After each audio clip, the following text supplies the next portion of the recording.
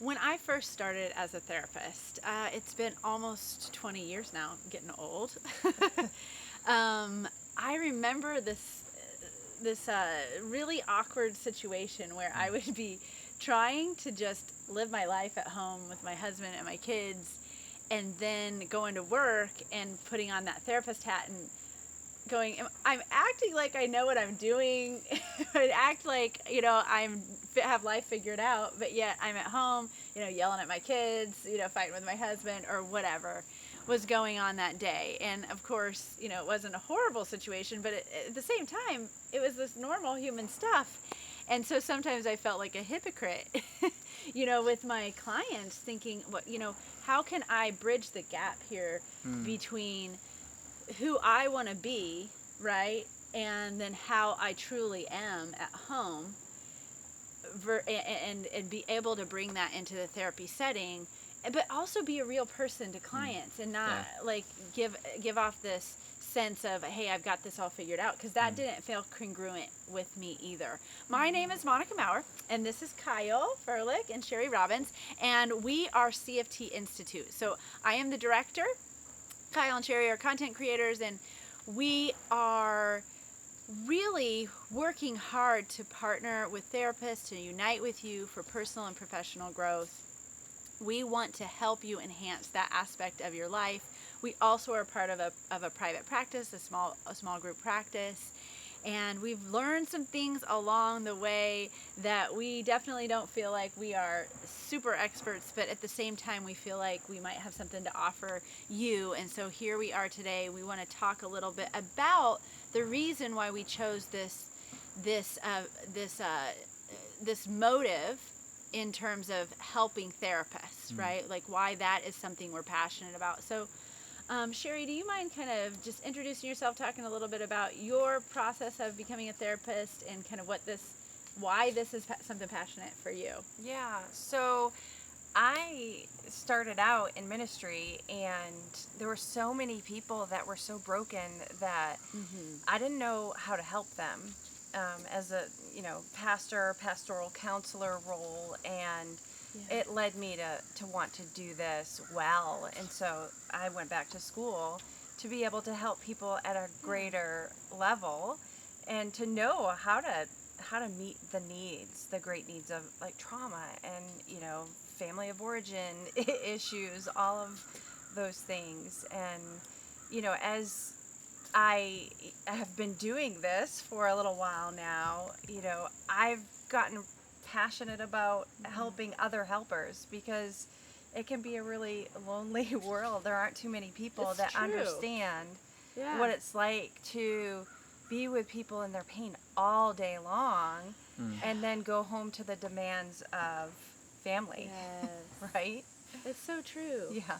It's so true. I think it's so hard for us as therapists, because even like, no matter how long you've been doing this job, it's really wearing, because we are containers for other people's pain, and so we get our energy zapped from us, and we need to be refilled, and we have these concepts around self-care, et cetera, but sometimes it's just too much, right? Yeah. What about you, Kyle? What are you thinking? Why is this something that you're into? Yeah. I love being a therapist, and I love being a helper, and I think it's a part of all of our nature, right? But the question, Monica, that you're asking is why be a helper to therapists? Like, why invite other therapists into our journey? And I think about growing up, I was always a part of a team, and like the team mentality was really important for me, just because I felt like I belonged, and some of the work that we're doing is helping our clients to feel belonging, but we know that being a therapist is really lonely sometimes, right? Yeah. And I've always had a heart for mentorship too. So, both as a part of my faith journey as a Christian, but then, as a part of those teams that I mentioned, like just having somebody come alongside me and walk that adventure, that journey of life with me, and show me some of the things that they were learning along that path.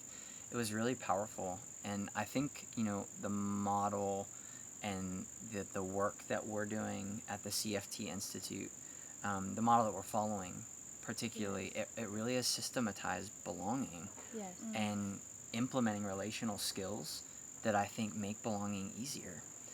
So, I just want to continue to fulfill that mentorship role that others fulfilled for me, to create that team environment amongst therapists. Yeah. And I think we have the skills to be able to do it simply because of what others have taught us. And so we really want to bring that, I think, to other people.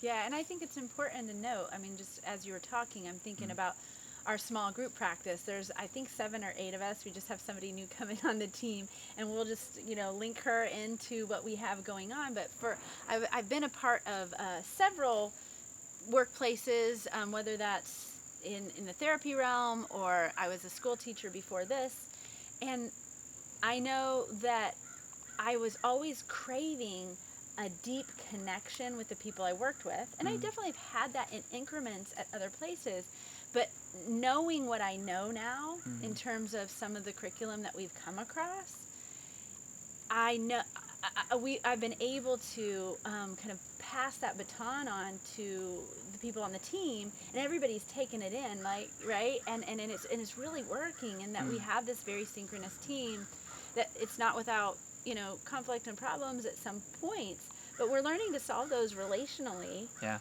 And it's been very life-giving. I mean, to the point where there's been times where it's like, oh, I need to talk to somebody right now, right? Because of something that's going on, whether it be in the, as a client issue, or as a legal issue, that comes up in our world. And we need each other, and we actually have that foundation of trust built, and there's this reliability that we have with one another that's really powerful. Like, it makes me feel like we're not alone in the world. Yeah. I'm not alone in the world.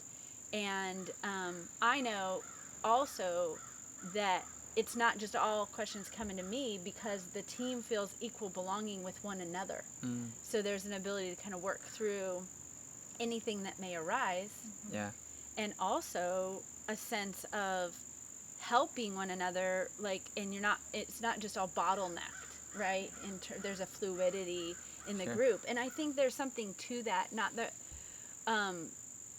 that's the only thing that we'd be talking about in this, in the Institute, but it's part of it, right? This sense of, as therapists, we need each other, right? And we need each other in our small practices, in the larger practices, in the nonprofits, in the churches, in the, wherever you're practicing, we need each other, right?